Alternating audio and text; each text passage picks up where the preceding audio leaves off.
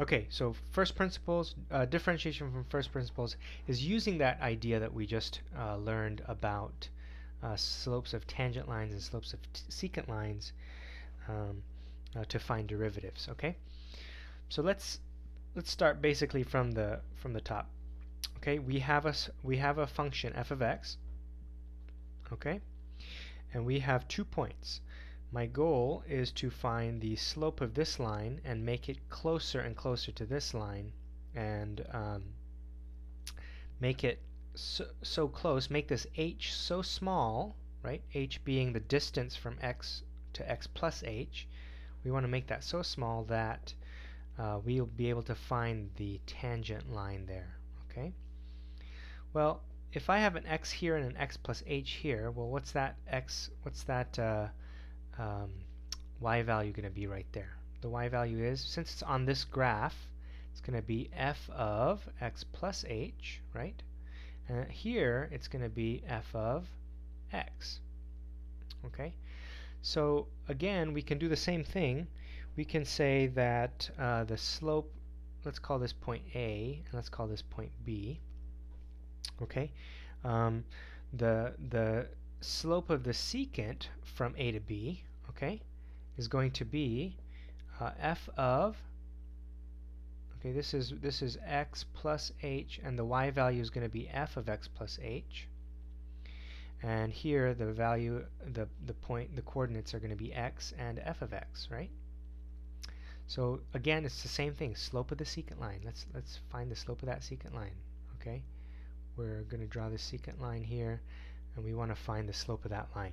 So it's going to be f of x plus h minus change in y, right? y2 minus y1, f of x, y1, all over x, x2, which is x plus h, minus my first x, which is x. Okay, so this simplifies. You can see right away this x and this minus x will cancel out.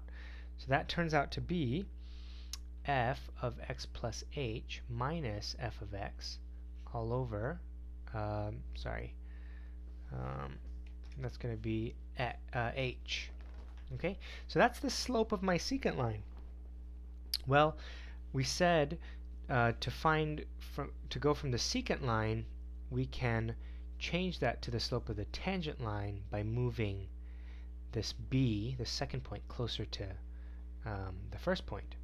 Well, since we only have an h down here, let's change this so that the h goes to 0. Okay, so if I make the limit as h approaches 0, so as I make h smaller and closer to 0, if essentially I'm moving b closer, right? So the limit of this, f of x plus h minus f of x all over h, this now is the slope, okay? This is the slope of the tangent line for any value of x. Okay, that's for any value of x. This is the slope. This is an expression will give me the slope of the tangent line. Okay, so I could say, well, what is this going to be at x equals 1? I could just substitute a 1 in here and solve this whole thing, and I would be able to find the slope. Okay, obviously I'd have to know what f of x is, but this expression can be used to find the slope of the tangent line for any given x. Okay, and we have a special name for this expression. This is called the difference quotient. You don't need to know that, but this process of finding the slope of a tangent for any x is called differentiation. Okay, so differentiation is the process of getting the slope of this tangent. And we have a special name for the slope of the tangent. So this is the same as another word called the derivative. Okay, derivative of, and we say it's the derivative of f of x. Okay, what that means is it's just the same as the slope of the tangent line at any given x value. Okay, you can play that back and think about what that means if you'd like. Okay, so the derivative, this is called the derivative of f, and we have a special notation up for that. We call that f prime of x. Okay, so so we have a lot of new vocabulary here. Whoops.